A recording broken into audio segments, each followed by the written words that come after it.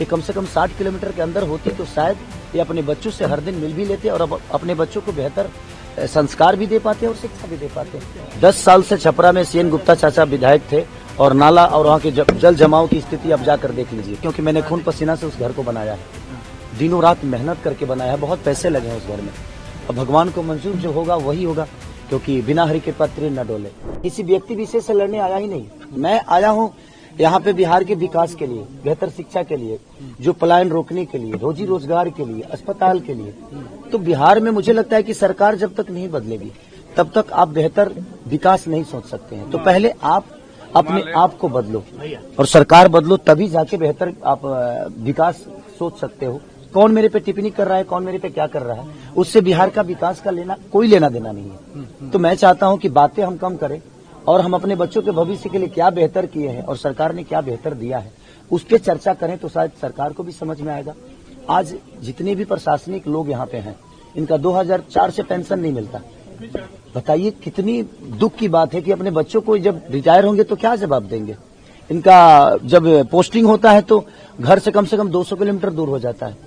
ये कम से कम 60 किलोमीटर के अंदर होती तो शायद ये अपने बच्चों से हर दिन मिल भी लेते और अब अपने बच्चों को बेहतर संस्कार भी दे पाते और शिक्षा भी दे पाते।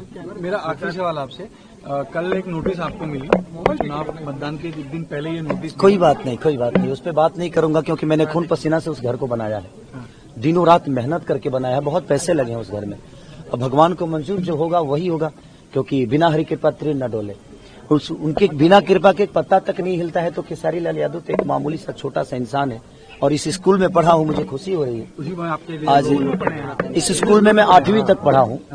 8वीं तक हमारे ज्ञान मास्टर जी थे, प्रदीप सर थे, बहुत सारे। सोचा था कि इस मुकाम पे पहुंचेंगे और स्कूल में लोग आपके लिए मतदान करने आएंगे। मैं जिंदगी में सोच के कुछ नहीं करता रहता हूँ और अपने आप पूरा होता है, क्योंकि मैं मेहनती इंसान हूँ और मेहनत पे भरोसा करता हूँ। इससे ज्यादा मेरे जीवन में कुछ नहीं है। एक मेहनत के मेरा आखिरी सवाल आपसे, आपके खिलाफ कैंपेन चल रहा है कि खेसारी तो सुपरस्टार हैं, जब जीतेंगे अगर चुनाव तो महाराष्ट्र में ही रहेंगे, मुंबई में रहेंगे, क्योंकि उनका काम तो प्राइमरी काम तो उनका फिल्म और अभिनेता। हमारे कहने का मतलब बेटा ही हो और अंधा हो तो एक लोटा पानी दे सकता है आपको।